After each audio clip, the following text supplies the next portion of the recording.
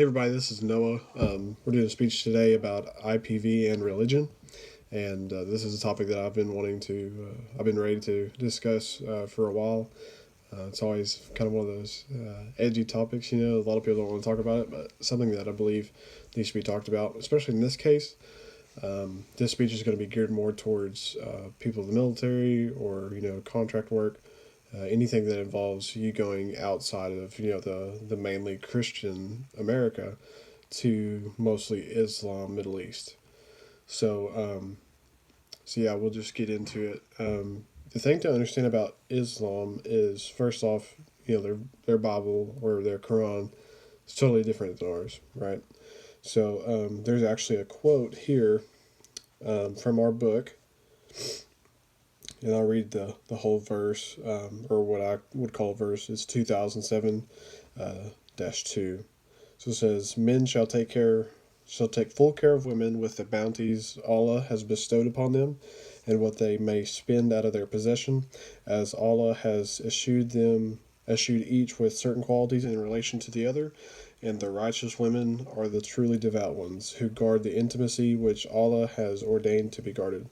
As for those women whose ill will you have reason to fear, admonish them first, then distance yourself in bed, and then tap them. But if they pay you heed, do not seek to harm them. Surely Allah is indeed the Most High, the Greatest." So that's really kind of we can really kind of compare that to in the Christian Bible when it's being laid out how the order of the family goes, right? So the father in the Christian Bible is the head of household, and the wives submit themselves to the husband. Children do the same, and I believe that's probably what the Quran's doing here is kind of laying out Allah's vision for how the family should go. More importantly, how the women should treat their husbands. As far as IPV goes, what we're really going to look at is where it says, "Then distance yourself in bed and then tap them." So the word "tap" there is a little bit tricky, right? So in some translations, it can actually be translated to hit or strike. So that's where we see really the violent part of the family, of the intimate partner.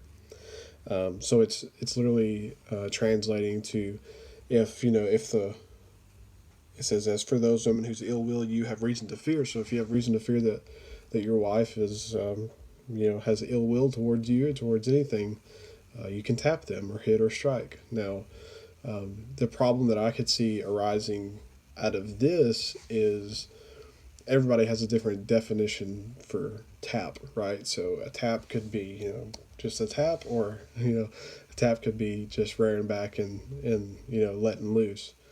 So that's where I could really see a big mix up there.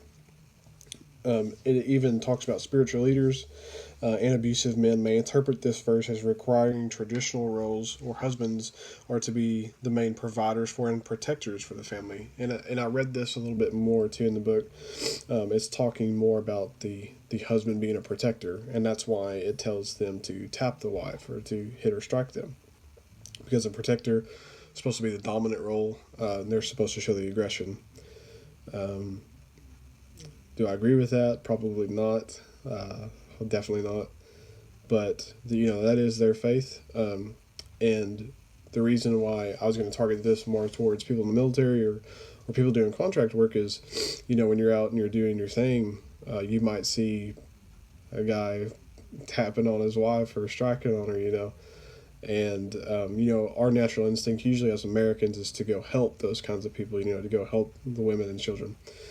In that case, if he's doing it because she has ill will towards him, and he believes, he follows the Islam faith, he's really justified.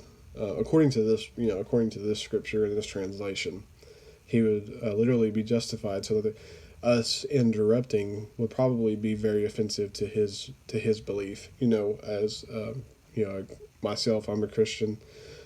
So if somebody was to try to tell me that I shouldn't, do some of the things I do, or I shouldn't worship my God one way or another in the way that I do, that'd be pretty offensive to me.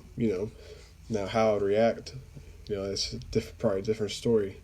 But definitely in that situation, it's something that this would be very beneficial for people like that to know. There things like this, Islam is a totally different idea really than Christianity.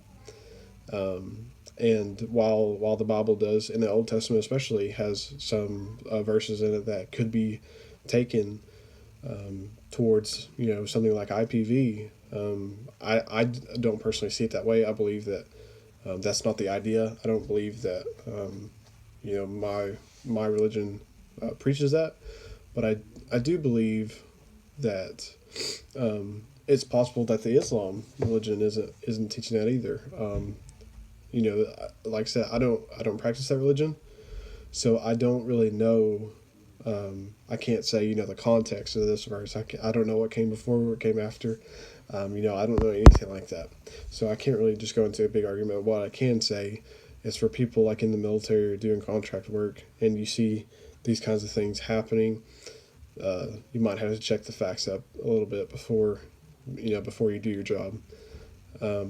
It might not always be a domestic abuse case. It could just be them practicing their religion, and it's not our job to tell them how to do that. So, thank you.